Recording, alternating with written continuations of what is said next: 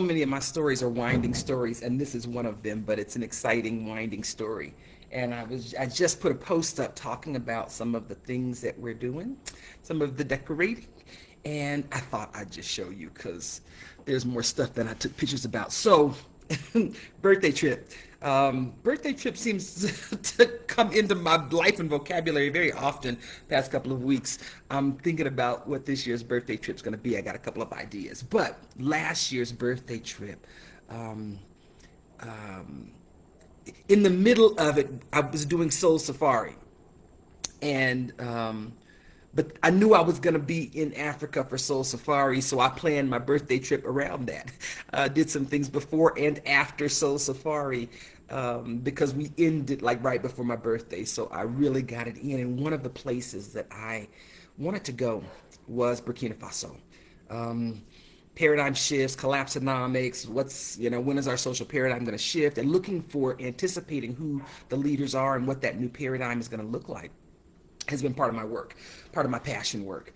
I spend a lot of time thinking and working in that particular area of life, and I've been watching their leader. I've been watching Ibrahim Traore, and in that watching, it sent me backwards to learn a little bit more about Thomas Sankara. And I just wanted to go. I wanted to go now. Like I want to go to the before, so that I have a frame of reference to the after. Great work that's being done. If you don't know about what's happening in Burkina Faso, it's tumultuous times because change is hard sometimes, especially for old systems that may be dying, old paradigms. And we're seeing kind of a really big kind of paradigm shift right now, but that ain't what I'm talking about. That's a whole nother rabbit trail. But anyway, I decided to go to Burkina Faso. And fortunately, I was able to make that happen. Gratefully, because there currently is a ban on U.S. citizens visiting Burkina Faso. So I was able to go and spend a couple of days in Ouagadougou, Burkina Faso. And while I was there, I got to meet this artist. He's an older man. I seem to find senior citizens anywhere I go. They're giving me great practice on being a senior citizen when I get to that age. And he's an artist from Togo, I believe. I've got a video that he did for me. I need to translate it because it's in French, and my French is even worse than my Spanish. I may post that soon because he talks about his art and just the passion. And I really like supporting people who are living their passion. What can I do to help support you live your passion? Buy your art so you can make more art? Hey, I'm all there.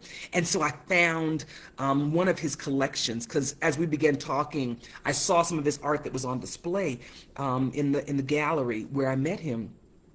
But he opened up a case and he began showing me some of these pieces. Hello, Rebecca from Augusta, Georgia. Hey there, some of my friends from the northern part of the Americas. So as I was there, hope you're doing well.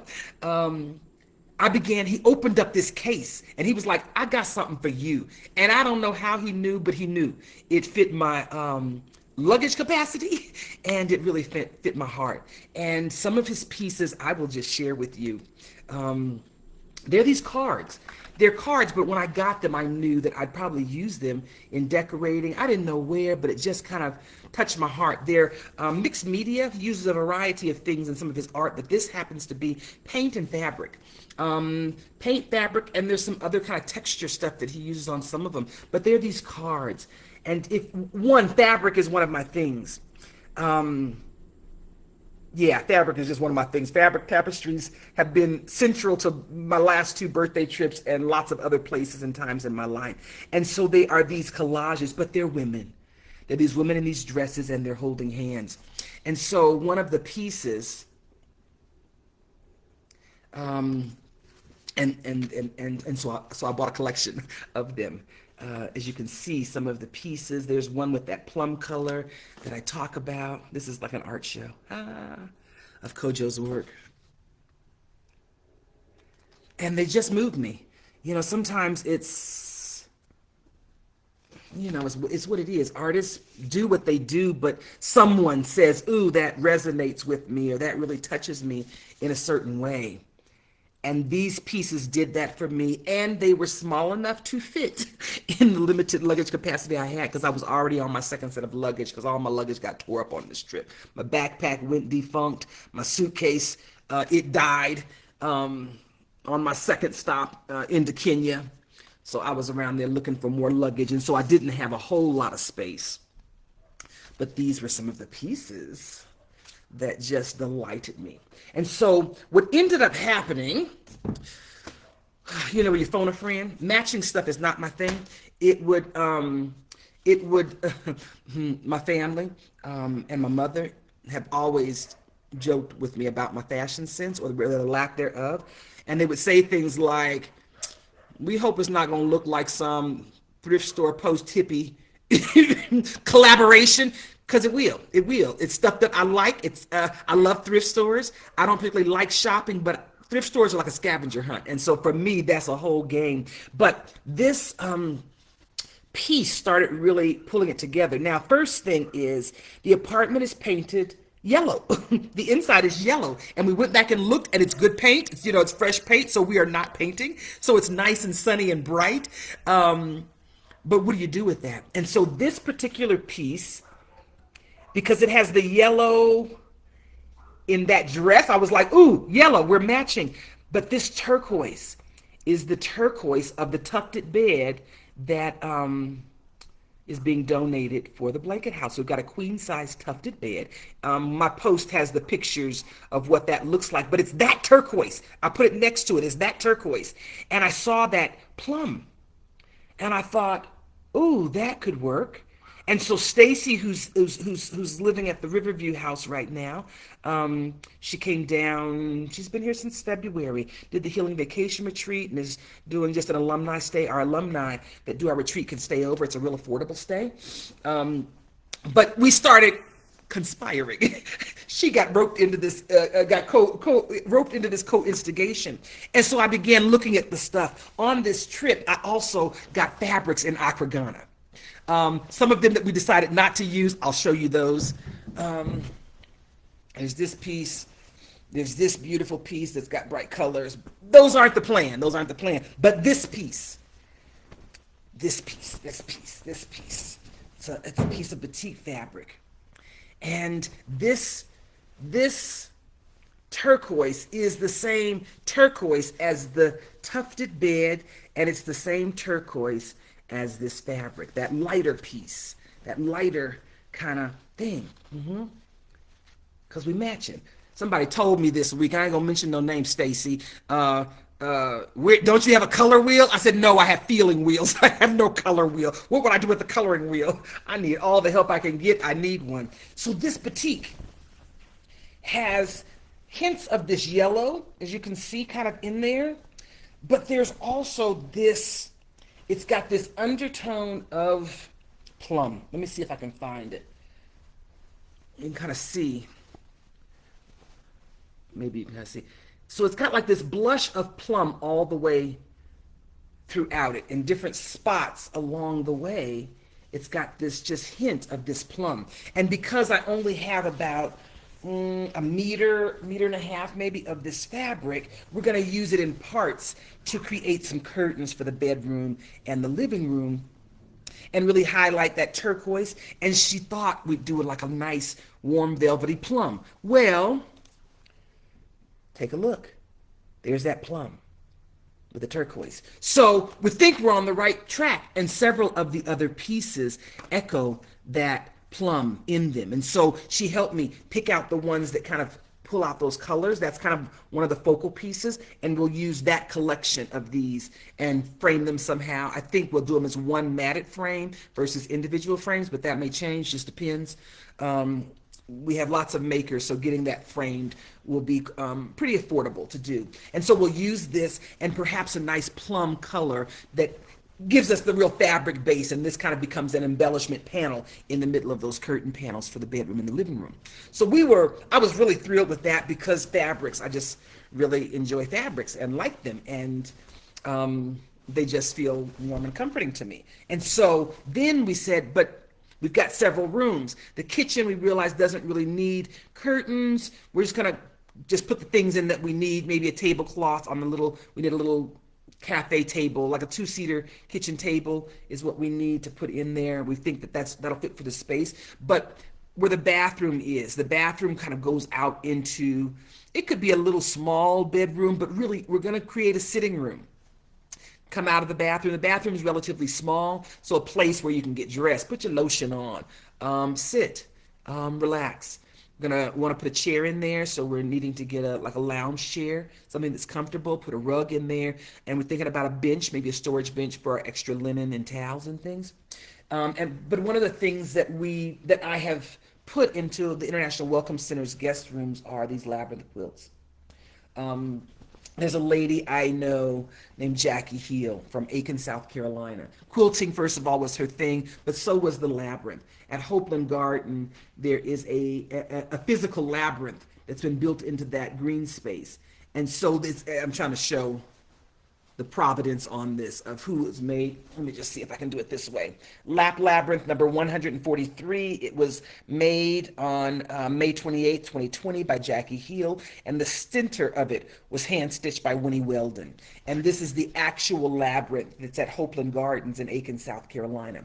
And she gifted me, after learning a little bit about the work that I'm doing, the RePioneering Church work, and really what's the Global Underground Railroad work, and she gifted me a collection of these quilts. And it felt meaningful, some of the meaningful things that I transitioned to South America.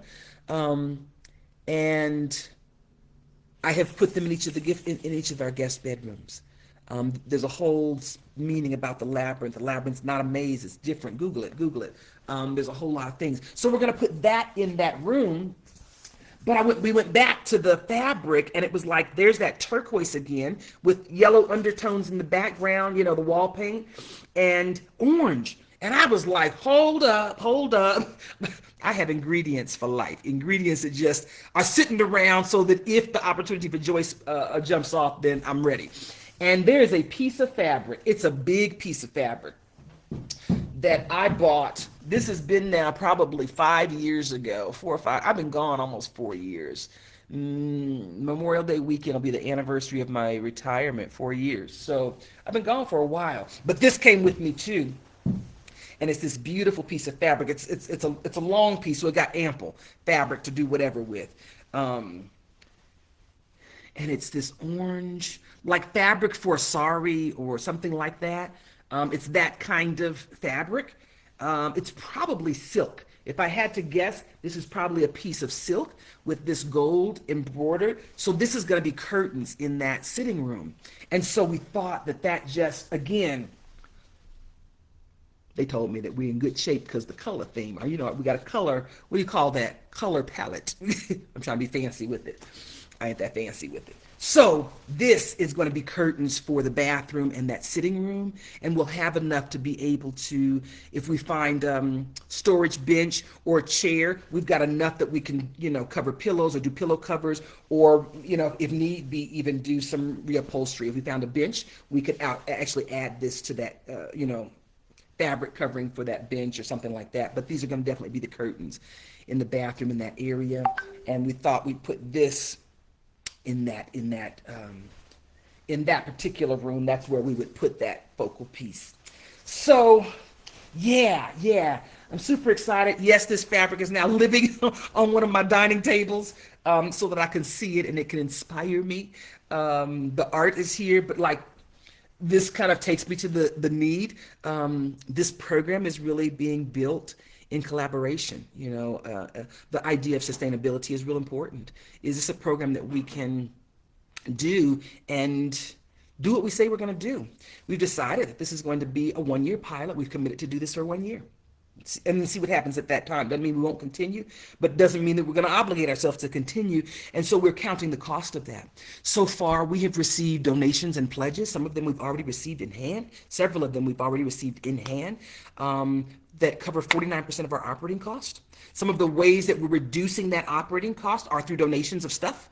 We've got a budget if we've got to go out and buy the furnishings and things like that. But so far, these are things that will not cost us, so that'll reduce our budget even more. So we really probably have more than 49% of our budget met by having the bed, by having the small couch. It's like a 2-seater couch.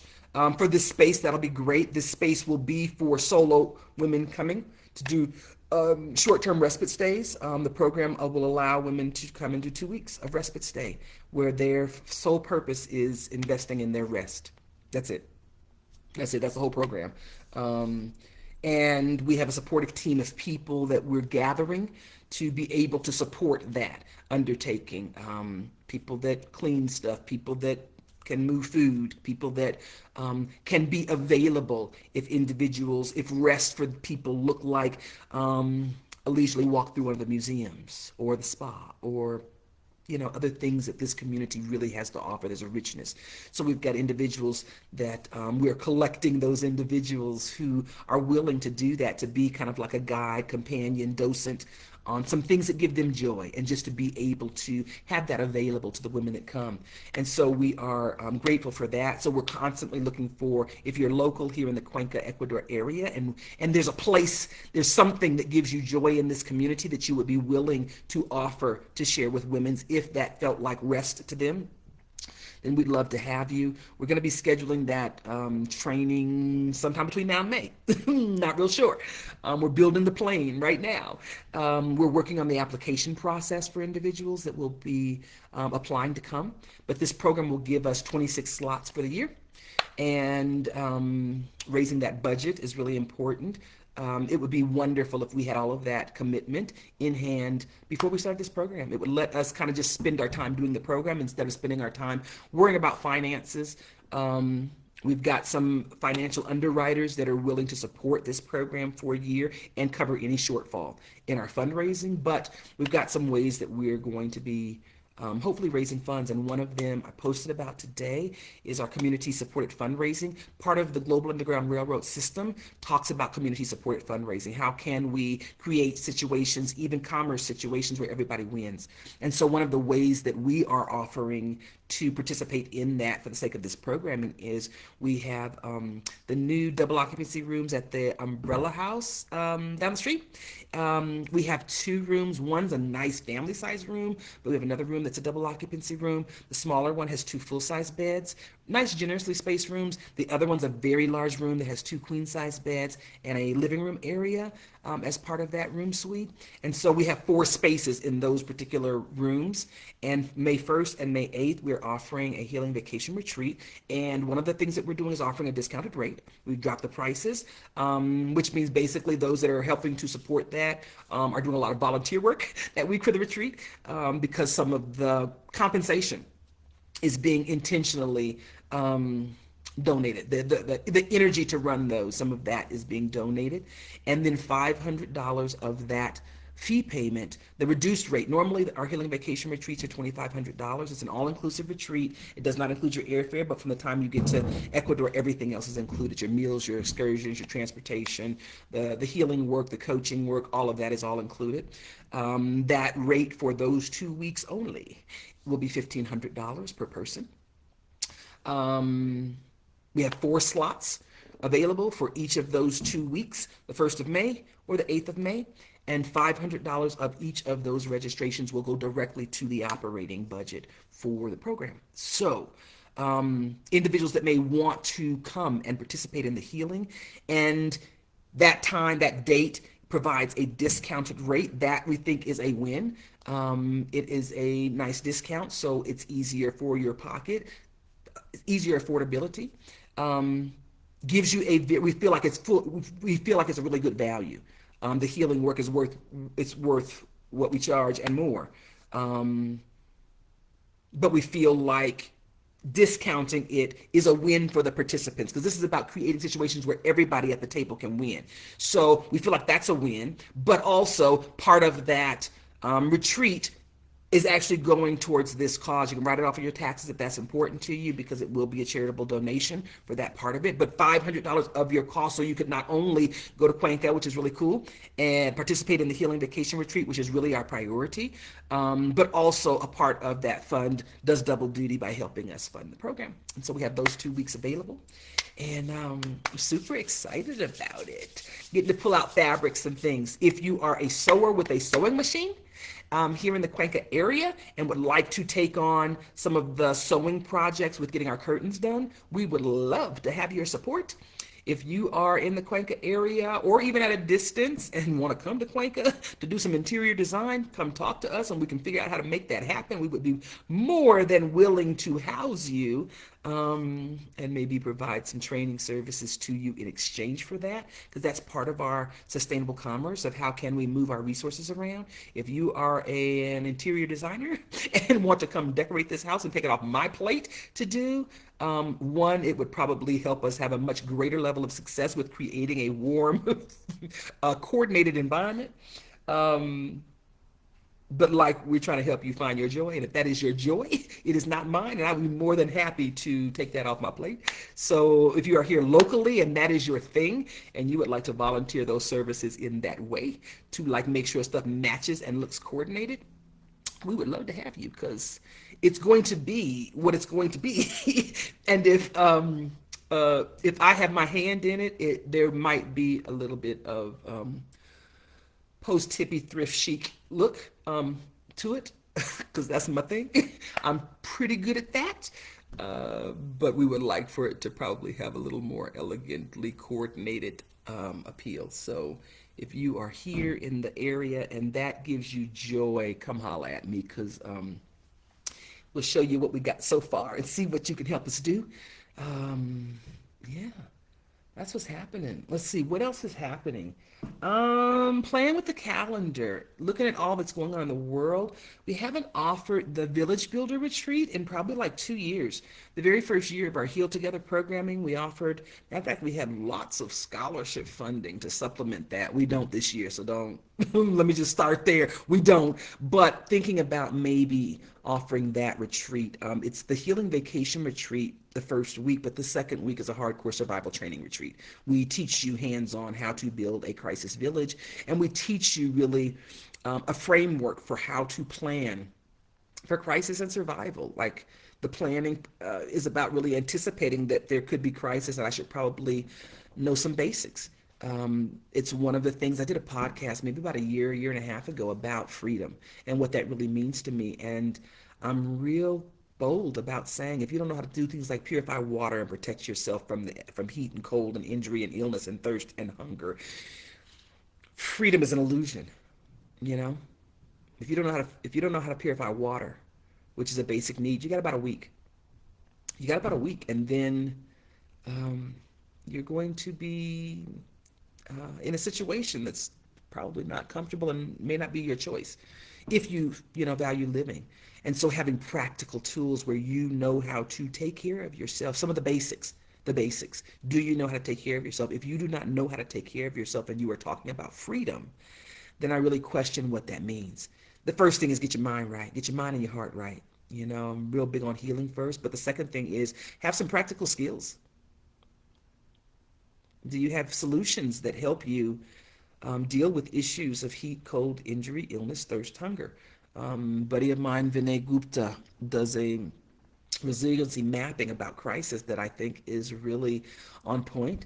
And so I'm thinking about that, thinking about July. I'm looking at travel plans and things like that, and that feels relevant all over again. So we're thinking about that. If you're interested in something like that, it's a 2-week retreat. It requires 4 people minimum to be able to book that date, just because we're building stuff, we're building housing.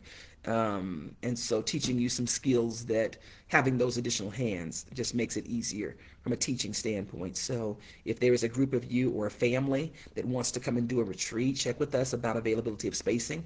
But thinking about that, if there's enough interest in that, we will do that retreat again. Again, that retreat requires 2 weeks of time and a minimum of 4 people for us to be able to really book that and have that be a sustainable program.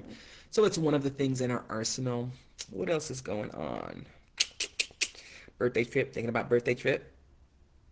Yeah, thinking that I'm going to really explore the South Americas and stay on this side of the world perhaps this year. I really want to go to Ethiopia. I really want to go to Japan. Just kind of playing with whether that's really going to happen, whether I really want to go that bad right now. So thinking about that. We've got some work that we want to expand in Kenya with the women farmers of Kenya. We have told them we were coming back. They have checked, like you are coming back, right? And we want to do some additional work with them around collaborative commerce and healing. I'm excited about that. We've had some talks about maybe doing another soul safari on the African continent, maybe Tanzania, maybe it's where I'd like to go next and do soul safari. And so we're talking about that. Let's see what else is happening. Leadership is happening. That's the other excitement that's kind of happening behind the scenes. We've got, I haven't made an announcement about it. Yeah, no. We've talked about it like in-house and behind the scenes and we've had some gatherings and messages, but like we are expanding our leadership team. There is two wonderful ladies that are alumni of the social tech work, of International Welcome Center work, that have agreed to overlap our lives a little bit more and are going to be gathering here. We have a gathering that will be happening in April here. Convergence is what's happening from three different continents right now that'll be converging, and two of the ladies have said yes to being co-leads as we build the Women Heal Together unit of this work and expand that. This is, we can do more together than we can do by ourselves. And then there's another wonderful soul who also is one of our alumni, who is going to be coming and joining the leadership team of the Global Underground Railroad and really helping us build the international infrastructure.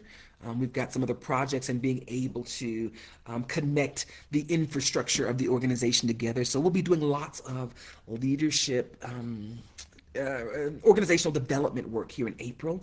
There'll be an artist residency pilot that'll be happening in April with a few of our alumni women. We've decided that that will be a women-focused pilot at this time, just because that's who showed up, women. And so it lets us kind of say, okay, it's going to focus on women because it's going to be women that show up. Our work is not exclusively to women, but women show up. And you go where it feels comfortable, and hopefully this feels like a comfortable place for women specifically. The work isn't specifically isolated to Black women. It's isolated to those who are committed to healing.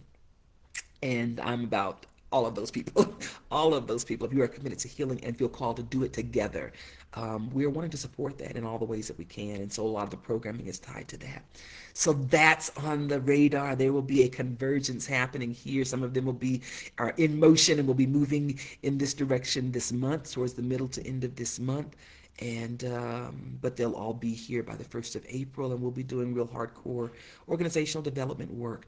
Super excited. I'll do something soon with some a more formal introduction of who these ladies are. They're wonderful in their own passions, and choosing to come do them together, choosing each other, choosing to do this work together, is real important to me, and I'm grateful. What else is happening? Oh, what other kind of shenanigans are happening behind the scenes? Our garden project is happening. We're working right now on the composter.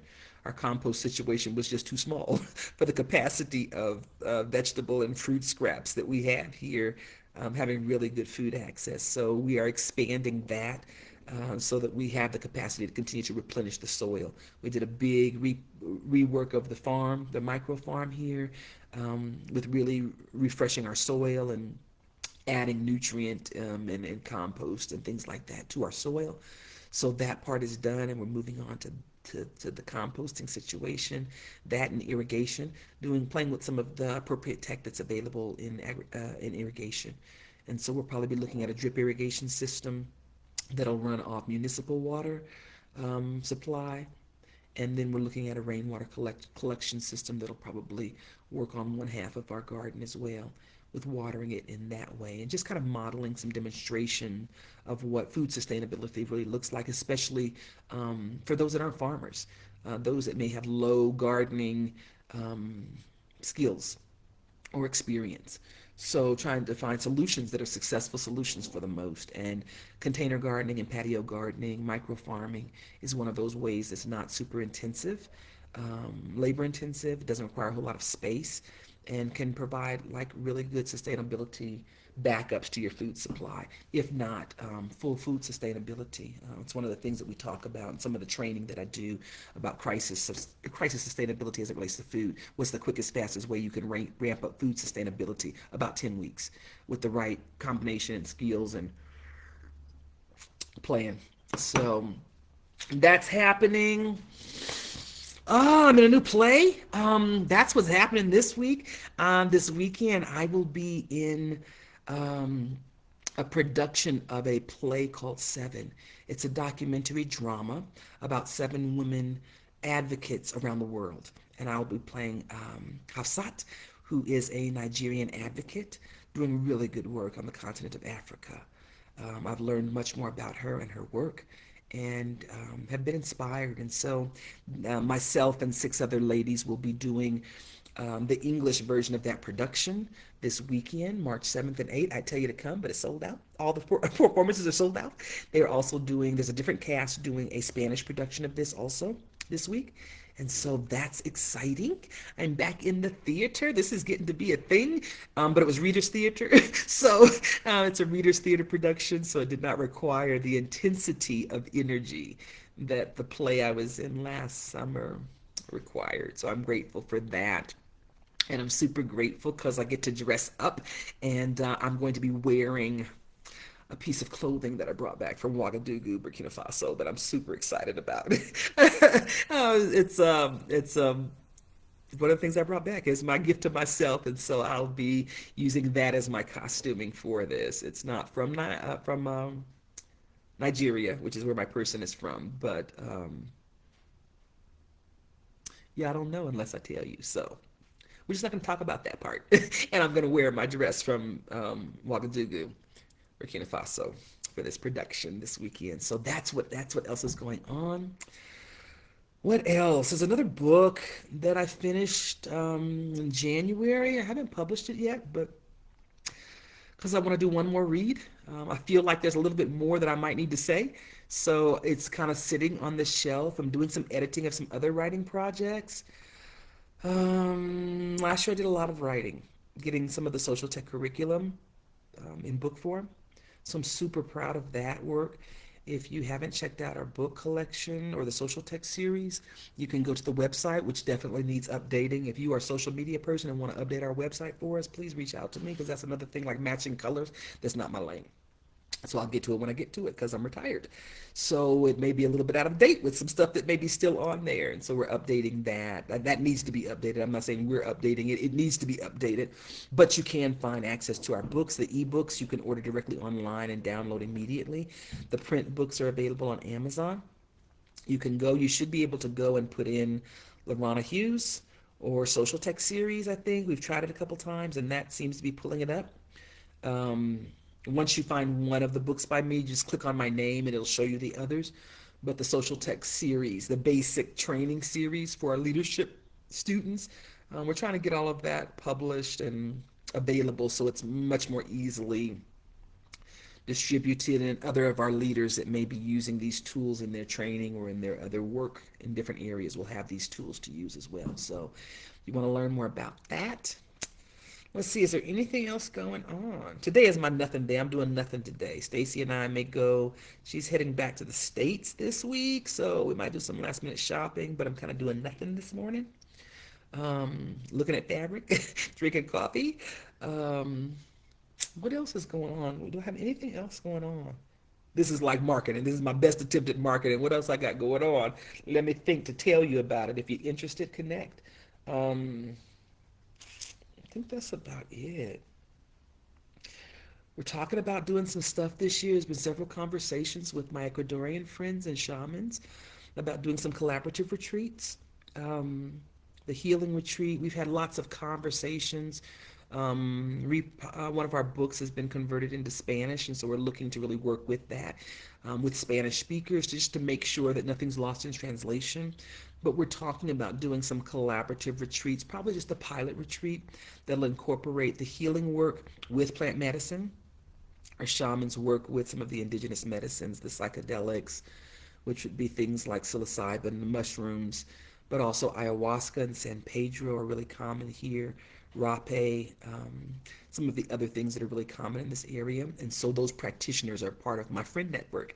And Dr. Mila is one of them who's been helping me, very instrumental in getting the English translation done of Revolution Must Come to Our House, Our Home, which translated the healing tools portion. So we're looking at some collaboration with that. If that combination is of interest to you, let us know. If we have enough people interested, um, 3 to 4 is a good number for the Healing Vacation Retreat.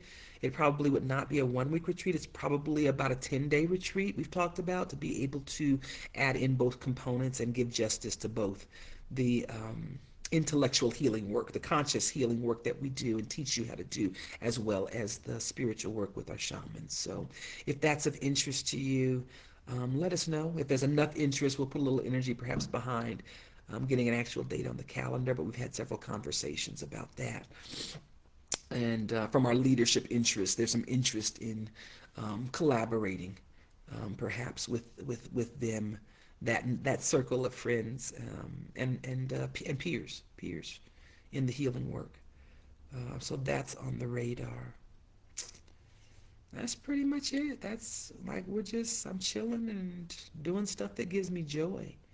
This work is really passion work, so I'm grateful to be able to have the life freedom to be able to do these things that I'm passionate about and that I feel are relevant. This work is really about being able to anticipate social paradigm shifts and have tools in place to be able to bridge the distance that people need to take to get from the old paradigm to the new paradigm. And I believe that that is enhanced by healing first. So healing is central to all that we do. Healing first is central to all that we do, and like we mean that literally. Um, the volunteers that are going to come and work with us will be doing some training with them, healing, and yeah, it just gives us the capacity to do life together in these ways easier. Life together has got to not harm us. It's got to take us on the trajectory of that pendulum swing where it heals us instead of harms us. And so the quality of our community is really important, and healing first makes it possible. It makes it possible. So that's what I got going on. Super excited about the work and plum curtains. Um, but super excited about the pieces that are helping to inspire this work. The people, thank you. We are at the right about the halfway mark and are raising our budget for this year. If those healing vacation retreats in May are of interest to you, we'd love to have leaders bring your teams. If it's time for your board retreat and you want to come do it in Ecuador with us and center healing, we'd love to have you. Um, it's at a discounted rate, so it may be a little bit easier to fit into your budget. Air travel is relatively affordable to Guayaquil, which is our preferred airport. There is an airport in Cuenca, but Guayaquil tends to be the most economical way to travel in country, and we meet you at the airport when you're here coming and doing retreats. So if that interests you, if you're a leader and looking to make decisions to transition your organization into a healing first centered organization, this would be a great entry way to that by participating, and it would help us fund the Blanket House program. We'd like to really see all of our funds in place before we start the year. That would be wonderful. It would be a wonderful accomplishment. Like we check now on the just doing the work. So if you are interested in participating in the Blanket House, we are working on the application process. It is not done yet. It will be done hopefully by the 1st of May. And we'll be giving you more information on that because we'd like to use the space. We'd like to have those slots booked up if individuals are interested in using that as part of their healing journey. So we will be offering 2 date bookings every month, the 1st and the 15th, to keep it easy for us to manage. And so if individuals are thinking about or have need of that, and be watching for that application process for individuals. We will be talking a little bit more about the sustainable rate that we've set for that, what that will cost, and why. Some of the support services that cannot be, that it's not sustainable for us to consider volunteer work. So we want to make sure that we've got budget for that. And so some of the costing allows us to do that. But we'll see. We'll see how that goes and be providing more information on that in the upcoming weeks as we get closer to the launch date in May. So that's what's happening. I just really wanted to show you my fabric. That's all. That's what I really want to do. I'm on here drinking coffee, and I thought I'll show y'all my fabric that I'm super excited about. I'm showing you the wonderful things and the beautiful artwork that we're planning to put into the spaces that just seem to fit with what we're doing. So thanks for letting me share. If you have questions or want to support in any way, let us know. We have ways for you to make financial donations that are tax deductible. We have ways for you to come and help us. Let us know what part your vision seems to collide with ours, and maybe there's ways that you can help us that we have not identified yet. So if there's something that's special to you, that's part of your purpose, that might enrich what we're doing here in this particular program, or other ways, other parts of the Global Underground Railroad, come connect. We're going to tell you up front, healing first. We're going to tell you that real boldly, healing first. We want your help, but we want you to come help us with a healing foundation that lets you speak the same language, lets you have the same kind of minimum foundation.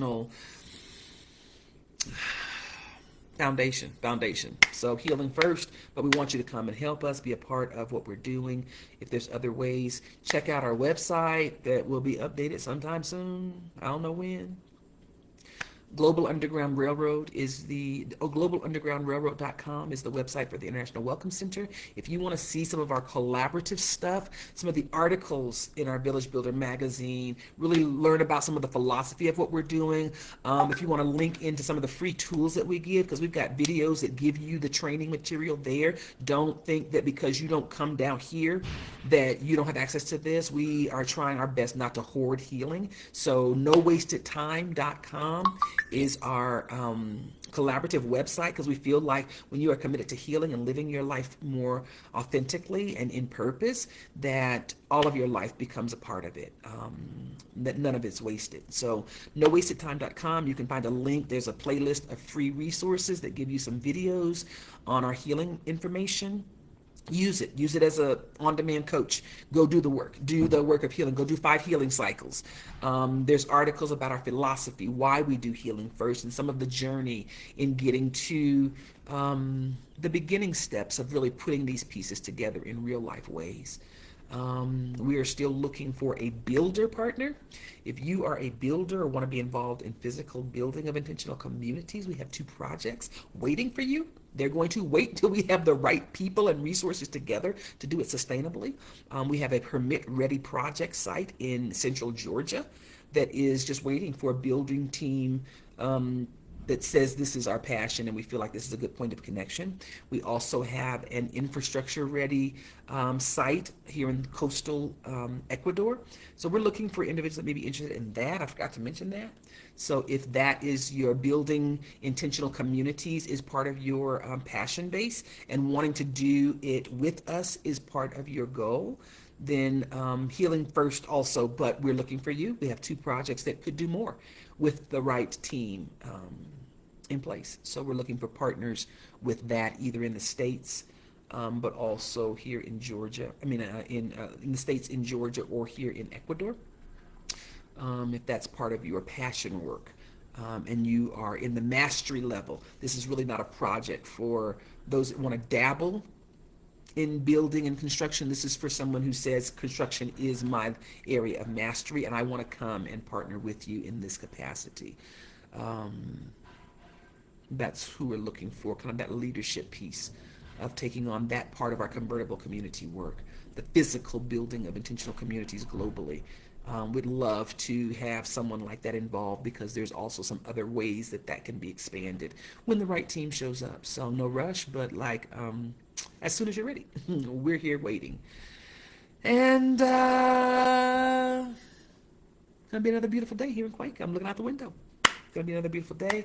Maybe I'll put some outside clothes on and venture out today. Maybe I won't. Yet to be determined. I am going to have coffee and maybe move on to some breakfast this morning. I got some fruit.